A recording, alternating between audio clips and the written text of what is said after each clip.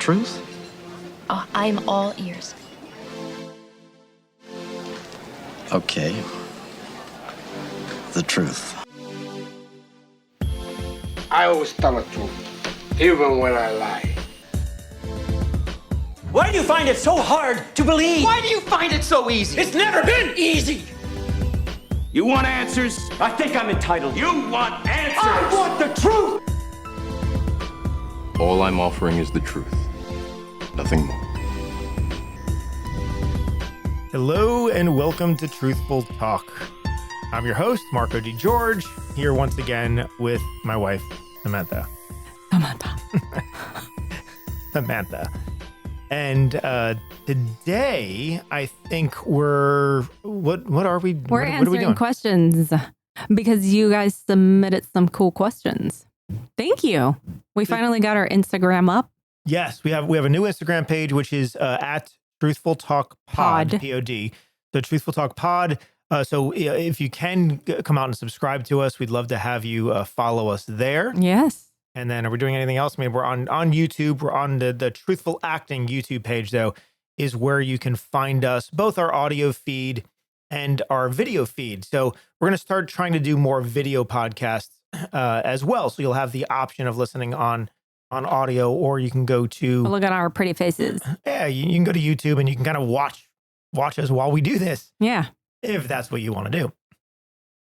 And of course, if you go to truthfultalk.com, there's a lot of different ways to stay connected with us, whether it's on Apple Podcasts or Spotify or, I don't know, Amazon Music and like all the different others. We have all the different ways to listen. Excuse me. That's not what you want to do on a podcast, but that's okay. This is real life, you guys. But yeah, you can go on that platform and listen to us on all the different, you can go to our website and find a way to listen to us on all the different platforms. And we will be posting on our Instagram weekly. So that should be fun. I think I was choking there. Are you okay? I think I'm all right. I don't know what happened. But you've taught me that as long as you're coughing, you're okay. I was just breathing too. And I breathed in like saliva or something. And it just started choking. That was weird. You used the different flap.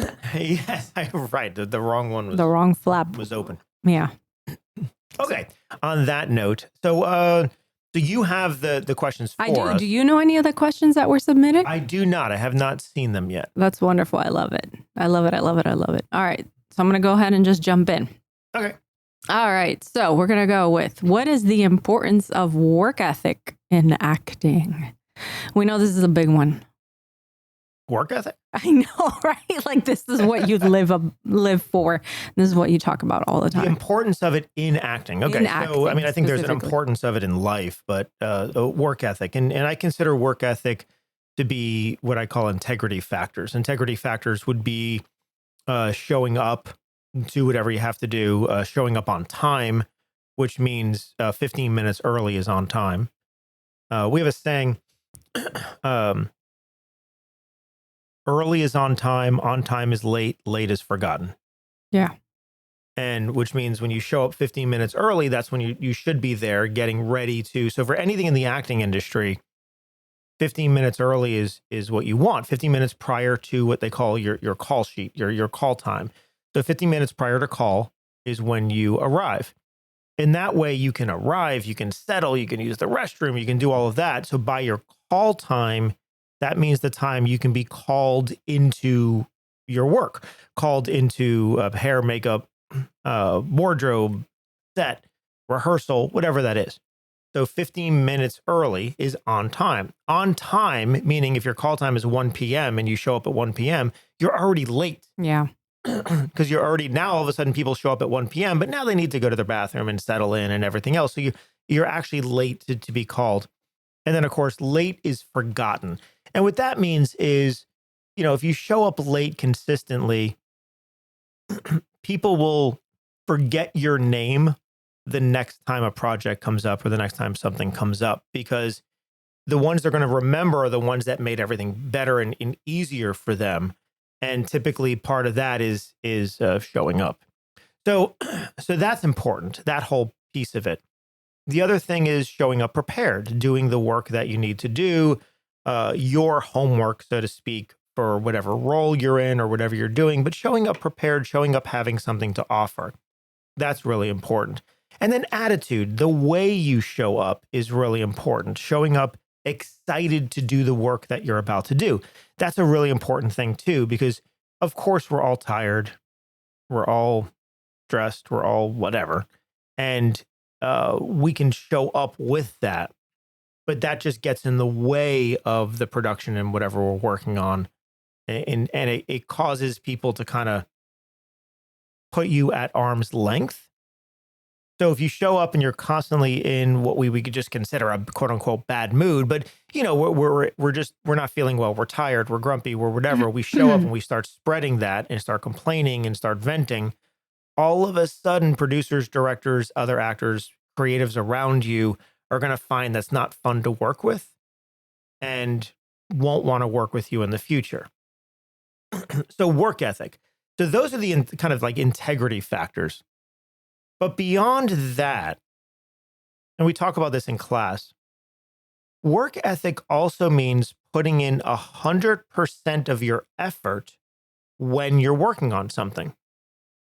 So if, let's say, we have a rehearsal and someone comes in, I mean, I want 100% of their effort during that rehearsal time, whether it's an hour, whether it's 4 hours, I don't know, but I want them to be there giving me their all in making the attempt and working on whatever we're doing. I don't want to hear excuses of why they can't, or I don't want anyone pulling back. There are some actors that don't like to, like, quote unquote, give it their all in rehearsal because they feel they're going to give something up that then won't relate to something else. But no, I want actors to give it their all every time they're doing it. Even when we're working behind the scenes on the set, it's like when we're working, we should be going all in on that, on design, which I know you do, or on tech design or whatever it is. But I want to clarify something. Work ethic does not mean working 24/7. It doesn't mean, wow. Well, it's raining real. raining. I don't know if you guys can hear it. That. It is pouring rain and it's like intruding into our sound. But work ethic does not mean like working 24/7 nonstop without a break, because that will lead to something called burnout, where you just can't move forward, right? You get to the point where you're not even happy doing it anymore. So part of having a good work ethic is having balance between your on time and your off time. Meaning you have to schedule downtime. You have to schedule recovery time. And that way, when you do I have this 2-hour block scheduled to work on memorization, I'm going to go all in on memorization during those 2 hours. I'm going to give everything I have for those 2 hours.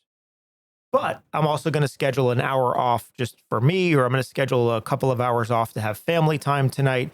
I'm going to schedule that in as well. So a good work ethic is balancing out your life so you feel the most productive and the happiest and in balance, really. That will actually get you to accomplish more by having those things in balance. And then finally, one last thing for work ethic. I think it's going to rain. It is pouring rain. It is crazy. Yeah. I'm hearing it in my headphones, so I'm wondering if the audience is going to hear this as well. I'll see. If you're hearing rain or static, just know it is pouring right outside. So that's what that is. Anyway, one last thing for work ethic. So I say a lot, especially in class, that an actor, when you show up to rehearsal, an audition, a performance, I want an actor to give me everything they have. Give me the 100% that they have.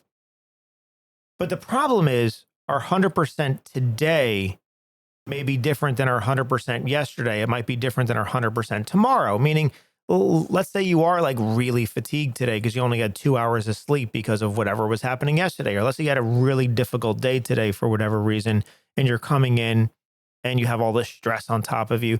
Well, what you have available, your energy reserve that's available, may not be equal to the energy reserve that was yesterday or the energy reserve that's tomorrow. So when I say give 100%, I don't mean equally across the board. It's not 100% of what you could potentially fully have. I mean 100% of what you do have. So if you show up to a rehearsal and you literally only have 20% of your energy reserves in your tank, give me 100% of that. You know, if tomorrow you have 80% of your energy reserves, give me 100% of that. So just put everything you have, go all in is what I say. And that's a good work ethic.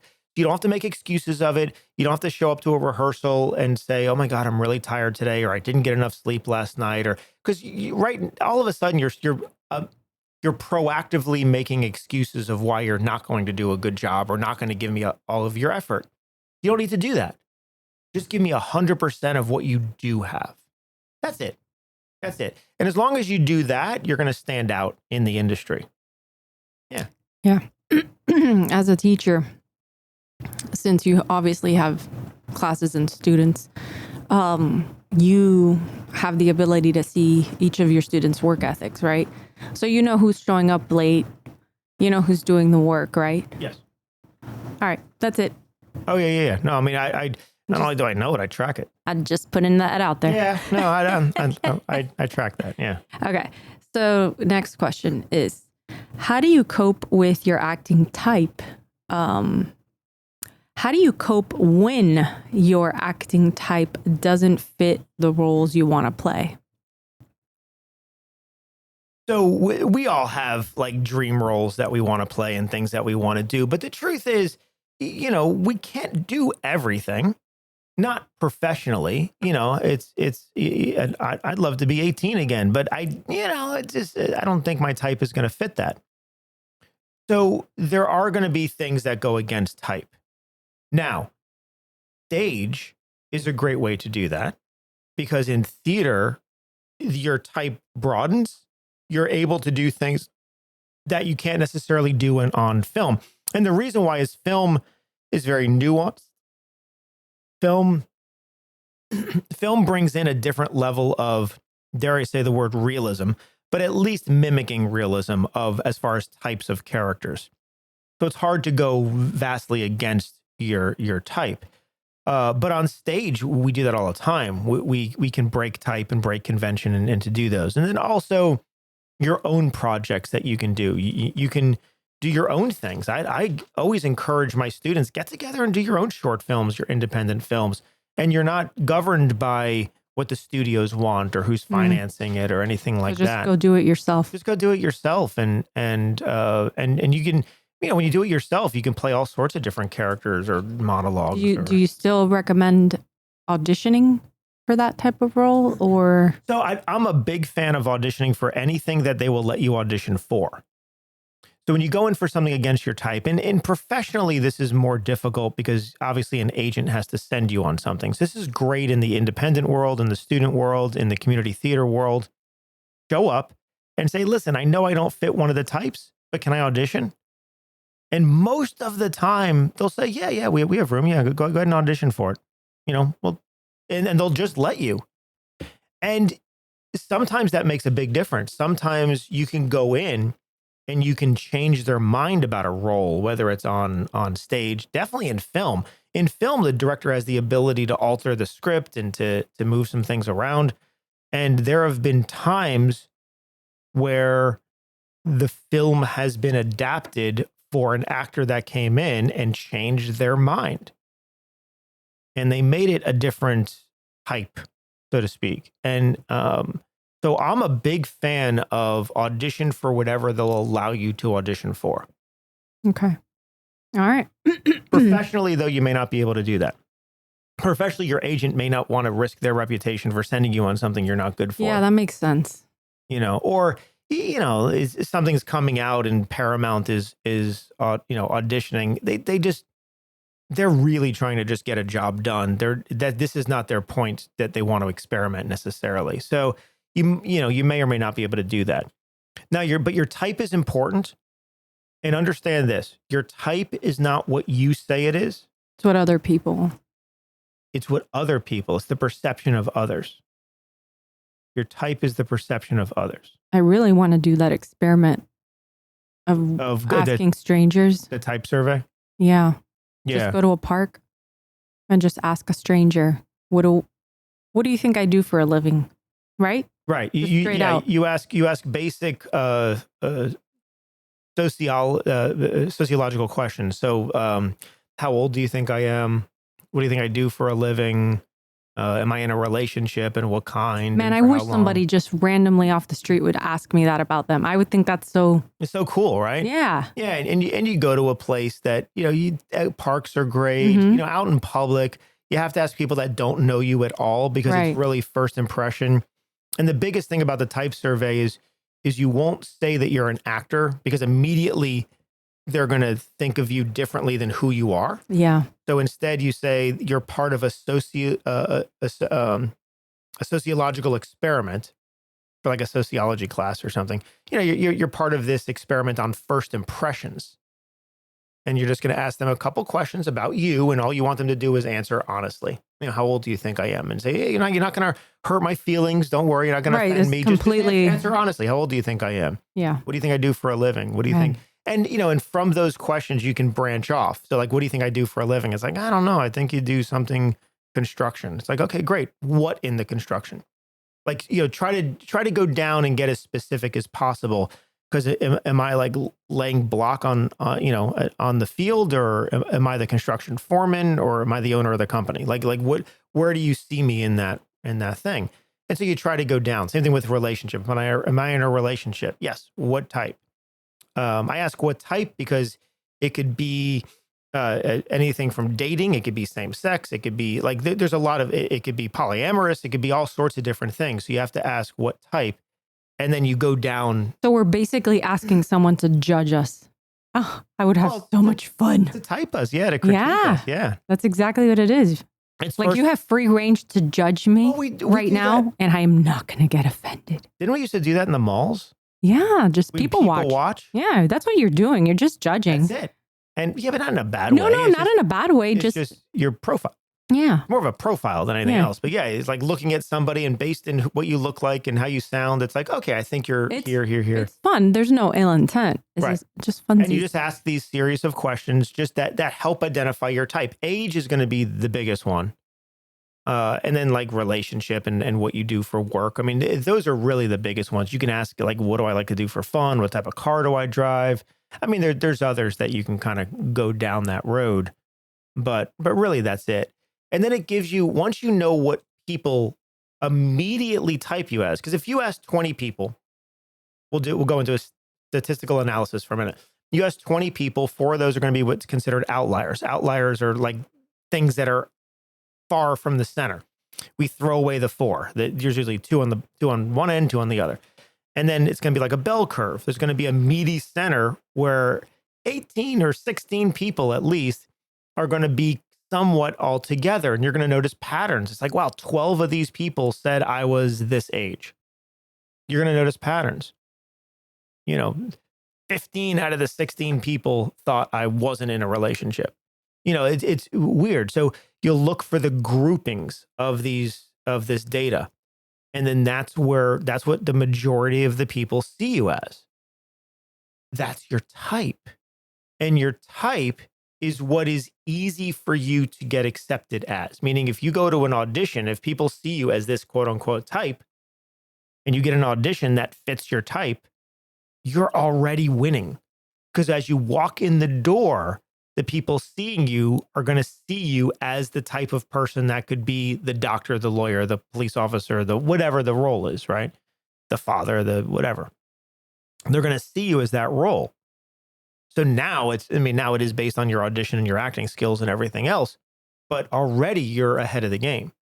And the same thing is especially true for commercials. Commercials, you need to type in immediately. So if they're looking for the person that works at Home Depot, and you look like somebody that works at Home Depot, like type-wise, yeah, right? Kind of all-American, construction type of person, then immediately you can walk in and do that. So type has nothing to do with what you want to play. It has to do with what is accessible to you. And the important thing about type is it's going to help you get work. That's why we want to lean into type early on. It helps you get work. And then beyond that, that's going to, because paid work as an actor is a big deal and it helps you establish a career in this. That's really important. And then beyond that, yes, continue doing independent film, continue doing student films, continue doing community theater, the things that help you then broaden your type and they'll allow you to play something that you wouldn't normally play. Cool. Okay. I know these are very long answers. Very long answers. We gotta shorten them up a little bit. There's only 2 more, right? 2 more. Yeah, I'm good. Okay. Getting established in a new city, financial management, but we need some depth for this. So I can actually say getting established if you're going to a new city, thrifting. Thrift everything. Yeah. Because I feel like if you go to a new city, obviously you're thinking about moving to a new city. Yeah, there's gonna be expenses that are, thrift everything. Thrift everything. Except underwear and food. Right? And then try to find your tribe, and that's gonna take a while. Right? Yeah, I think so. Yeah. So what was the question? I'm not sure what the question was. I mean, the question just says getting established in a new city, financial management, like in depth. Okay. It's very broad. So getting established in a new city, I think it doesn't necessarily pertain to acting. It's just getting established I just think you have to go, you have to learn the city, you have to find a community. I think the easiest way to find a community in a new city is going to be take a class, join a theater, just get involved with people who are like-minded and on the same path as you, Mm-hmm. And that can expand from there. Sam said, thrift everything, become a minimalist starting out. Yeah, for sure. I think that's really important. And before you move, if possible, I always say try to work as much as you can prior to a move, save money. So that way that money can help get you started. So you're not under the immediate stress financially into the trying new. to, if work. you're going to LA or if you're going to New York, there's a financial burden to those cities. So having some money to help get you started is to me a big deal.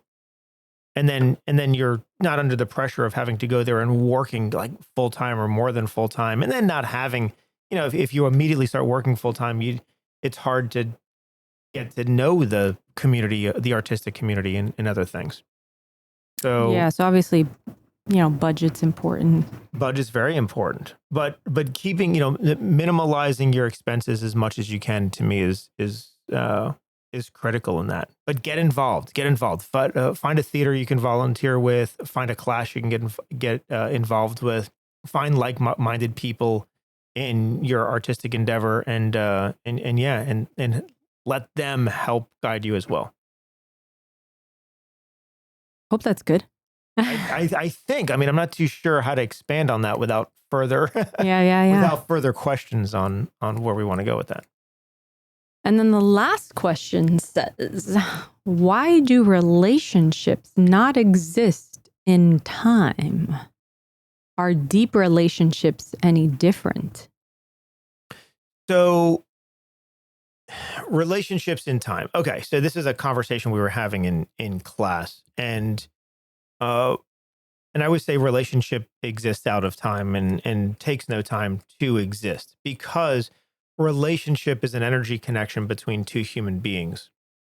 And you have that relationship. It's an instinct that you have, which is a connection of energy. And that instinct tells you if you're compatible or you're not compatible, which is why there are some people you're immediately compatible with and some people that you're not. So that happens out of time. And what I mean out of time is what I teach in class is that it doesn't take 6 months to establish a relationship, or even a month or a year or whatever, where some people will like, let's say dating, you start dating and you don't open up right away. Mm-hmm. You keep yourself pulled back. You don't share everything about yourself, right? So, and people who go on dates will be on their quote unquote best behavior. I do Right. quote unquote a lot, but we do. You do that a lot. That, yeah. You do. I do. You're double doing. Yeah. And so, people will it's just like they saying being on your best behavior. So you're somebody that, let's say you enjoy cursing, and then it's like, oh, I'm not going to curse, on my date because I don't want to offend them. It's like, so really what we're doing is we're putting on what's called social masks. Well, social masking is a thought, which is a fear, which comes from our past and not wanting to repeat mistakes. It's also projecting into the future of what this may lead to, and it's all a manipulation. Now, we most of us do it at a subconscious, partially level, where we just want people to like us, and we're afraid that there's certain sides of ourselves that they're not going to like, so they're going to reject. That all exists what I call out of time, meaning that's not happening right now in the moment. That's based in fears stemming from the past and projecting into what we want in the future. That's not happening right now.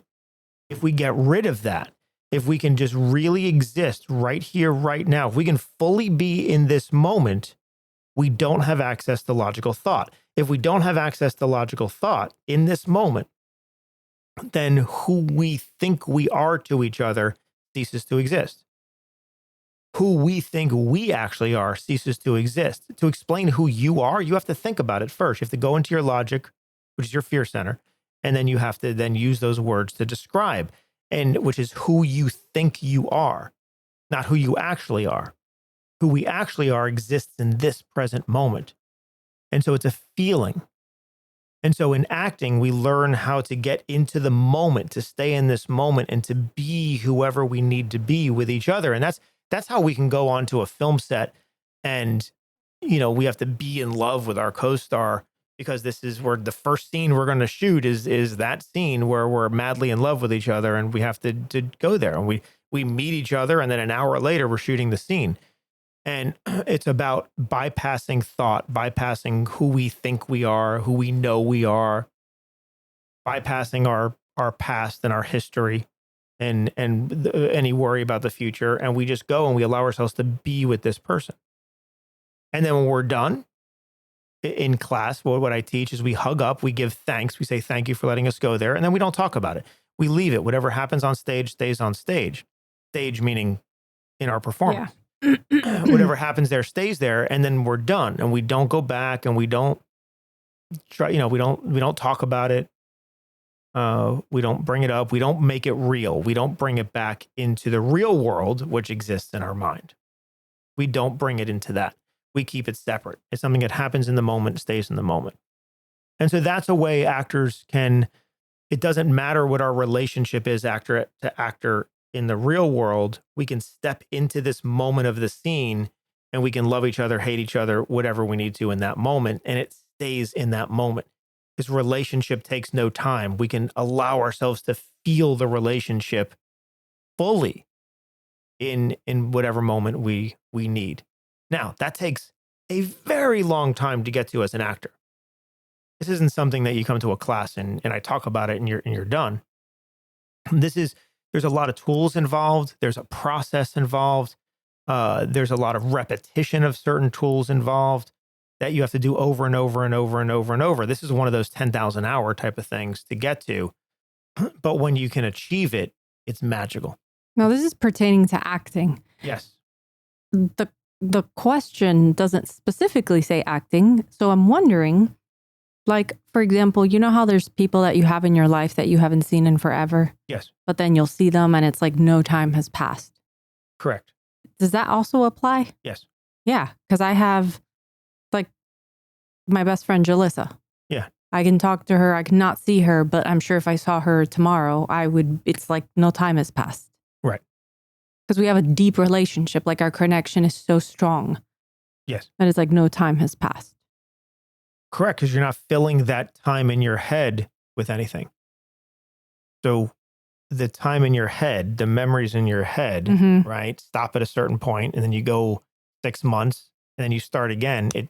latches right onto that. So that's where So no time has there is passed. no time. Right. The only times we feel time has passed is if there's a deep longing or a deep missing or an offense or anything like that. Because there's something So if negative, you're- maybe? Yeah. So if you're thinking during that 6 months of how, I don't know, this is just an example that I'm pulling out, but like, oh, it's horrible of Jalissa or somebody not to have contacted. Oh, I can't believe she didn't contact me here. I can't believe she didn't call me here. Well, now you're filling those gaps of time with negative thought. It's almost as if those are events that have occurred. So when you see her again, it's not as if no time has passed. They're also built on top of these other negative things. So that's why when we have those moments, which are typically are really close friends, is going to be, there's like no time has passed because we're not filling. We might have good thoughts of them. I hope they're doing well. I hope they're doing, but there's not a lot that fills that time in between. Right.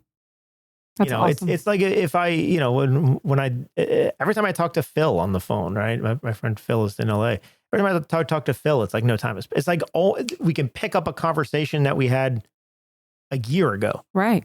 And it's because there's nothing negative filling in those gaps. If anything, there's appreciation and those type of things. So that's how that happens in real life. Remember, who we are to each other is in our head. Who we think we are is in our head. Yeah. Who we actually are is in this moment if we can get past that. I read the other day about that. Oh, it's totally off topic, but about how who we are to other people, who we think, how other people see us is totally different than how we think. Like completely. How I think you see me is totally different than how you actually see me. Correct. And I will never know how you actually see me. Well, not only that, I just have an idea. Every single person around you sees you differently. Right. Like how I see you is different than the kids see you, is our students see you, how different. Like everyone who views you different. That's bizarre. We don't have access to how they see us, which is much different than how we see ourselves. And how we see ourselves is built on top of what other people have told us in the past. It's actually not a true reflection of ourselves. It's a thought reflection based in things that other people have told us in the past. That is so much information. How do we process that? Like, do you know what I mean? That is so much. It's a lot. And this is why we need to balance, as humans, we need to balance ourselves. We're stuck in thought too much. Yeah. We need to balance that with being in the moment, which means we have to disconnect from technology. We have to disconnect from a lot of things, and technology that is logical technology. We have to disconnect from. What I mean, because like I'm not necessarily like music can be very creative. You can go for a walk and listen to music, and it can be inspiring and creative, and it's not putting you necessarily into your head. So there's like art; it can be very inspiring. But we have to disconnect from text and email and social media and definitely social media. Things like that cause us to be engaged logically about things. Disconnect from the news. Disconnect from TV for the most part. We have to have the ability to disconnect from the stuff that puts us in our head. And not all the time, because I understand people are like, yeah, well, social media is important, whatever. But yes, it can be a tool and it can be good. You can communicate with people you don't normally communicate with, but it can also be a negative thing that puts us in. We see a lot of criticism with negative comments and negative posts and negative whatever. So all of those things can go into us and feed our fear and feed our divisiveness. So by stepping away from that and getting into your creativity, I would love for people to do it once a day, but that's even a tall order. Once a week is all I ask. For my artists, once a week, I want you to step into your creativity. If you could step into your creativity once a week, then you can build that side of you. Because we can't work on a certain side of us if we're only focusing on the other. Mm-hmm. And we have two sides. We have our logical side and our emotional side. Those are the duality of the human psyche, right? Those are the two sides of us. So we have to be able to feed both sides. We feed the logical side every single day just by existing in society. Yeah. Every time you read the news, every time you see an advertisement, every time you're on TikTok or Instagram or Facebook or any of the social media platforms, anytime you do anything online, you are feeding your logic. So anytime you go through the mail, anytime you think about finances, all of it is feeding your logic. And very rarely do we feed our emotional core, which is our creative center. So we have to step out and find time just for ourselves to do that. And it could be having a conversation that is not, that we're not doom scrolling at the same time. Like having an actual in-life conversation, taking a walk, listening to music, spending time with your pets. Spending time with our dogs is creative as because you feel different when you're just. I can't get out of bed if I don't snuggle them. Yeah, right. It just feels good just being in that moment. And so we need to make sure we are spending time, and we call it the oasis, spending time in our space-time oasis where it allows us to be creative, where we're not constantly problem solving. Yeah. Yeah. But we can just sit and just be and listen to some good music or draw something or create something or whatever it is. Yeah. Whatever it is, without having to worry or solve something. This is true.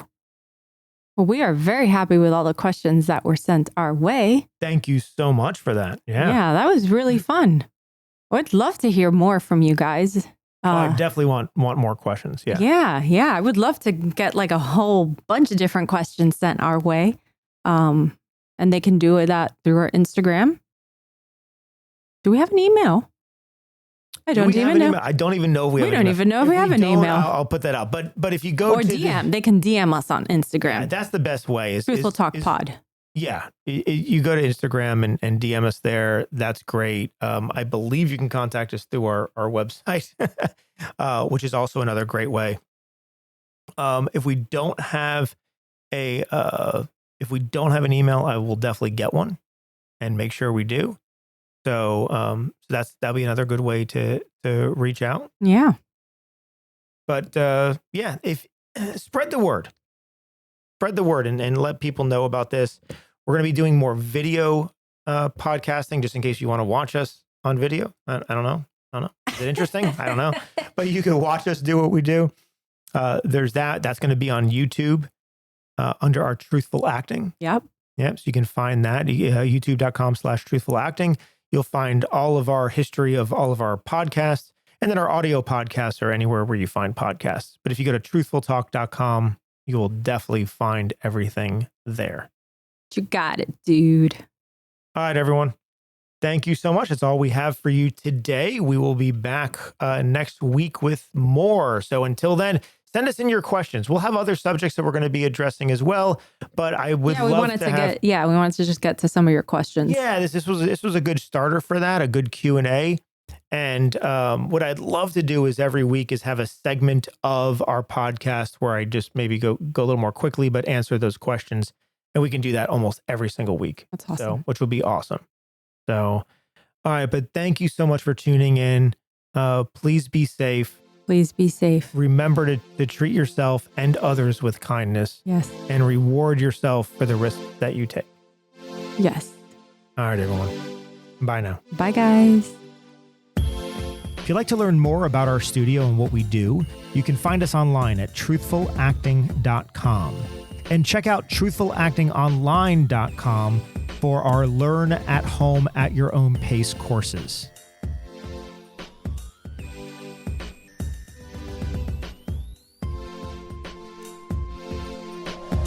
So what I told you was true, from a certain point of view.